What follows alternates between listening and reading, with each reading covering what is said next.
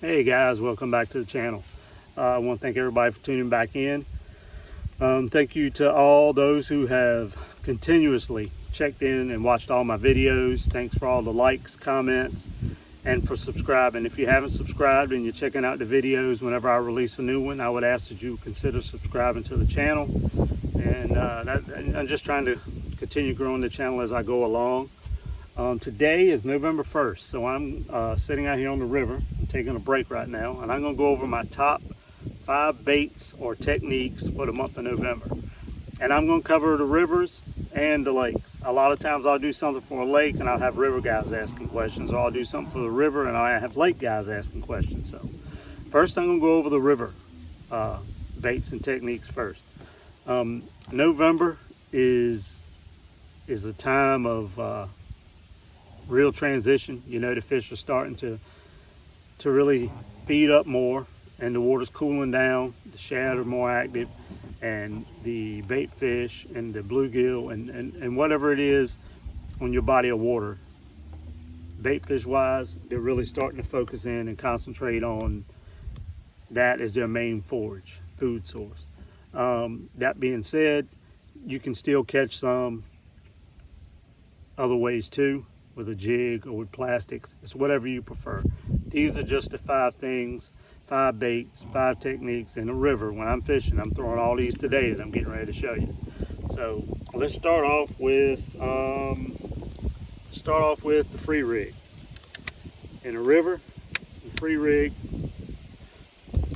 I got 4-aught Gamakatsu hook, black and blue, Strike King, Scoon Bug. That's a real good river bait and one I love to throw, the little black and blue. Woo tungsten bobber stop and a 1/4 ounce tungsten drop shot weight with the closed loop on the top, so the sinker, can slide freely up and down. That's it's something I flip a lot around the wood laydowns. And it's just something I got a lot of confidence in. This little bait does real good in the river for me, and I almost always throw black and blue. I just leave black and blue on because it gets me bites. The second bait, you guys know I love to crank. This is a little Fritz-side 5. I've got several crankbaits I like to throw in the river. I usually have some sort of chartreuse pattern or shad pattern. These two you see me throw a lot as well. Like I said, this is a Fritz-side 5. That's the Black Label Bacon, and this is Tiny Citrus Shad OG Tiny Rapala. It's crankbaits are something I throw and cover a lot of water with year round. In the fall I lean on them a little more, just because of what I said, the bait fish, and that's a lot of what the bass are feeding on this time of the year is bait fish, shad, bluegill, shiners, minnows, whatever it is you have in the river or lake that you fish.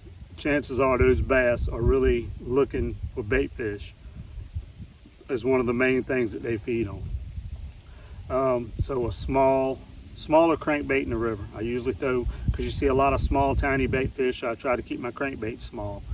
And those 3 I just showed you are 3 that I lean on a lot in the river. So that's the free rig and the crankbait. Buzzbait, black buzzbait, whatever buzzbait you prefer to throw. I got 3 that I throw. I got the Booyah that I throw a lot, that I don't have it on today, but the black Booyah with the clacker on it. The Crocagator or the Boogerman. This is the Boogerman buzzbait, and I also throw the Crocagator. And I'll put a black Yodo worm on it. I don't do the frog thing. I don't have the confidence in the frog that other people do, and this thing always gets me a lot of bites.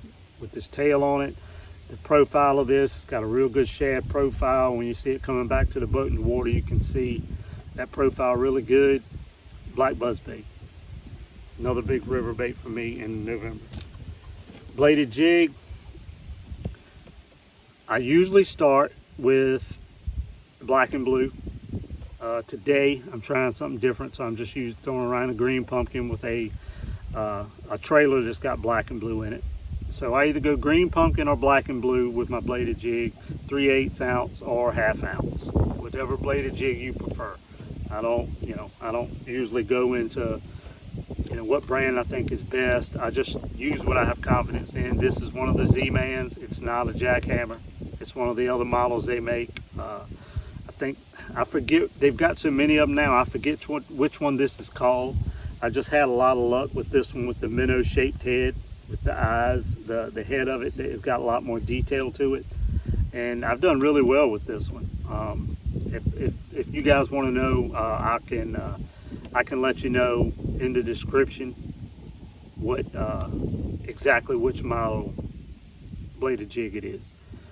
But green pumpkin or black and blue, and if I'm throwing a black and blue, I'll usually go a green pumpkin. If I'm throwing green pumpkin, I'll go black and blue as the trailer.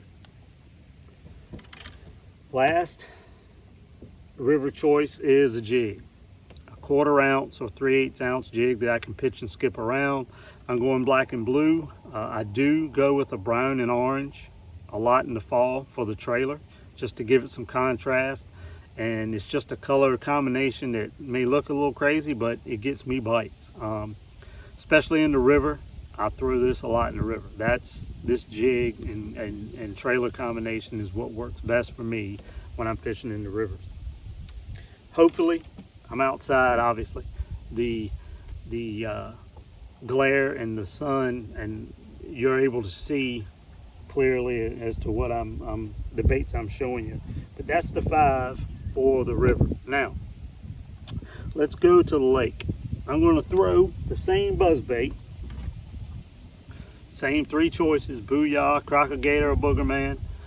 But I usually start off with the shad colored Yoda worm.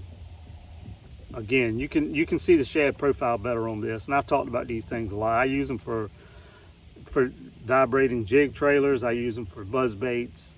It's just a good piece of plastic you can do different stuff with. If I can't get bit with this, then I'll put the black one on. But when I'm in the lake or reservoir, I usually go with the shad Yoda worm first. Walking topwater. Usually start off with a shad color. My number 1 walking topwater bait is the Yozuri, the pencil bait. It's the Yozuri pencil. I think they have like a 100 and a 200. This is the smaller one. This is a real good walking bait. Easy to work, makes a lot of noise. I throw the Sexy Dog sometime by Strike King, but if I had to pick one, it'd be this Yozuri. If I can't get bit on a shad color in the lake, just like the buzzbait, I'll go to the black. And this is an oldie but a goodie. I painted this thing black with a marker, I don't know how many times. I don't even really know what brand this is. This might be the Bass Pro Shops version. But it's just one that I've thrown a lot. And if I'm not throwing the shad color one, then I will go to the black. And there's a boat getting ready to come by, so you're probably gonna hear some noise.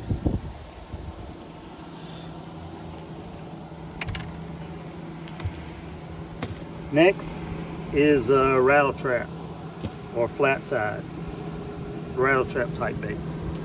You got blue and chrome is a color I throw a ton in the lakes because it gets me a lot of bites. I'll throw black and chrome or sexy shad, but something with some chrome in it and a blue or black back. This is an old Strike King diamond shad.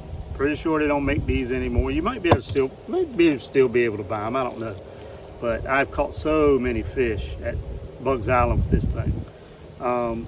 This is a smaller version. This is the 1/4 ounce, and I'm sure they make a 1/2 ounce. But a rattle trap or any kind of trap style bait is this is the Yozuri, and that's Strike King red eye shad. And I have some of the original Bill Lewis rattle traps as well. The biggest thing is that it's just chrome with blue or black back. Throw those a ton in the fall and November on the lakes. Let's see, buzzbait, walking top water. Same with crankbaits. I will throw a shallow running crankbait as well in the lakes, and it's some of the same ones I mentioned before, just in more shad type colors. Most of the time the water is much clearer, so you don't need as much chartreuse. You want to kind of mimic the bait, so I'll go with a lot of natural shad or Tennessee shad, some of the colors like that, but it's basically the same baits that I mentioned earlier. I will throw a DT6 more at Kerr and Gaston and a DT4, and I will throw the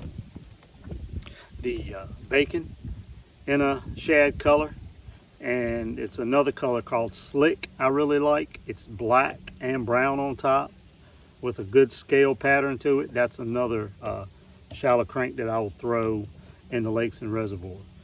The last thing would be the jig. Now I mentioned the black and blue with the orange and brown trailer in the river. In the lakes, I go with a lot of just green pumpkin jig with a green pumpkin blue trailer, or I'll go with a green pumpkin jig with a black and blue trailer. If I don't get bit on either one of those two when I'm skipping or pitching this little 1/4 or 3/8 ounce jig around, I will try the brown and orange. But usually I can find fish that'll bite the green pumpkin blue or the black and blue trailer.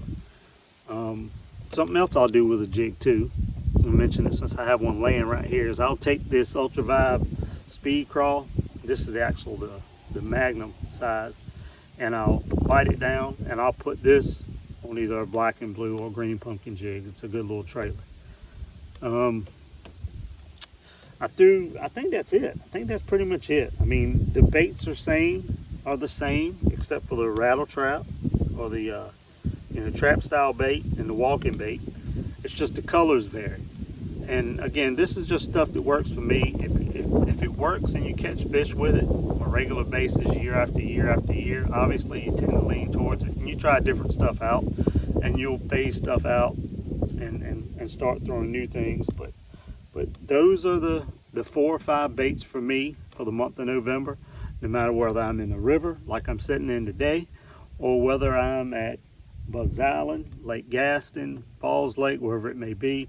I will be throwing the other baits I showed you, just the different colors. The colors change up some, but the baits stay the same.